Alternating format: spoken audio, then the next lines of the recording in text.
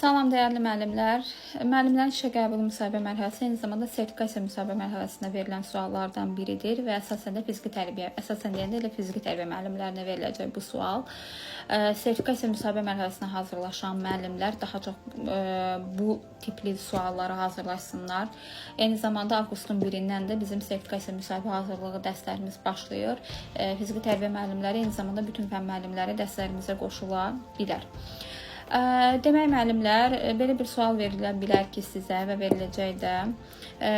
Bilirik ki, fiziki tərbiyə müəllimləri daha yaxşı bilir ki, bu sual, yəni situasiyalı sualı biz dərsdə yaşayırıq şagirdlərlə və yaxud da şagirdlər bir-biri ilə futbol oyunu zamanı bilirik ki, şagirdlər bir-biri ilə, məsələn, bir komanda odur, digəri odur, ağlayırlar uşaqlar, daha çox konflikt baş verir. Biz müəllimlərin yaralı yeridir də bizim işimiz, gücümüz nə olur? Həmin dəqiqə biz şagirdləri dərhal sakitliyin təmin etməliyik, təhlükəsizliyin təmin etməliyik və o konfliktin qarşısını almalıyıq. Belə bir sual verilə bilər ki, futbol oyunu zamanı şagirdlər arasında konflikt baş verir, nə edərsiniz? Bildirirsiniz ki, dərhal həmin oyunu saxlayaram, həmin şagirdləri sakitləşdirərəm.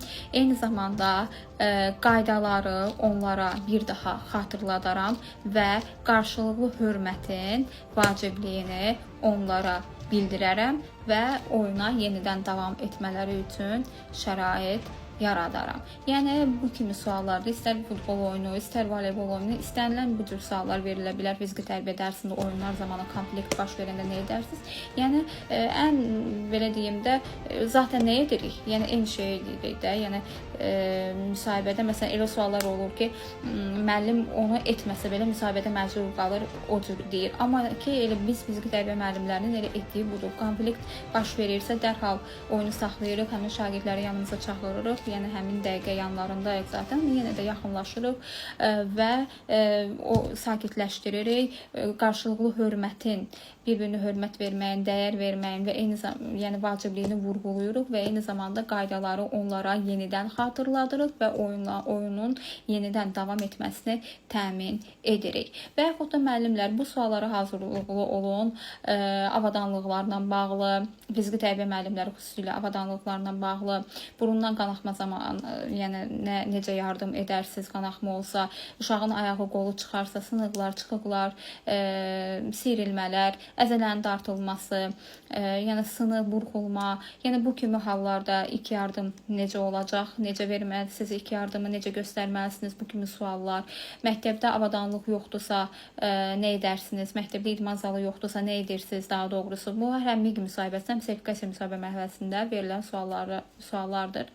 Bu suallarda diqqətli olun. Şəraiti olmayan məktəbdə, sizin məktəbdə məsələn elə məktəblər var ki, idman zalı yoxdur, həyətdə keçirlər və elə məktəbdə var ki, ümumiyyətlə heç həyəti yoxdur da. Yəni belə deyək, idman zalı uşaqların oynaması üçün, ən azı isim hərəkətlər etmək üçün heç bir şərait yoxdur.